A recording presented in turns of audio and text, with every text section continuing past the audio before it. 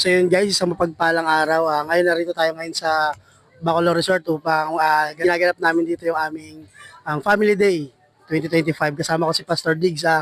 Meron tayong sa kanya na ano po ba yung message niyo sa mga encouragement message sa mga nag-start maglakad sa kalooban ng Panginoon? Ayan. So, isang mapagpalang umaga po sa lahat po ng follower ng aking pong kapatid na to. And siguro ang maipapayo ko sa mga nagsisimulang maglakad, no? Or mga sabihin natin mga bagong Kristiyano, di ba? Well, sabi po ng Mateo 6:33, ano daw yun? Seek ye first the kingdom of God and all these things shall be added unto you. So sa mga bago, ayan, no? Sabihin natin na gano'n, no?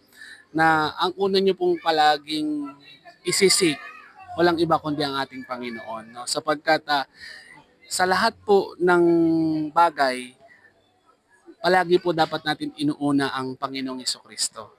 Ito man ay mapaprofesyon, ito man ay mapanegosyo, at ito man din ay maparelasyon, no, sa tao, sa asawa, sa pamilya, sa mga magkakapatid, palagi po dapat ang ating pong Panginoong Hesukristo.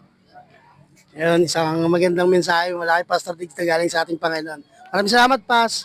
Enjoy, Brad!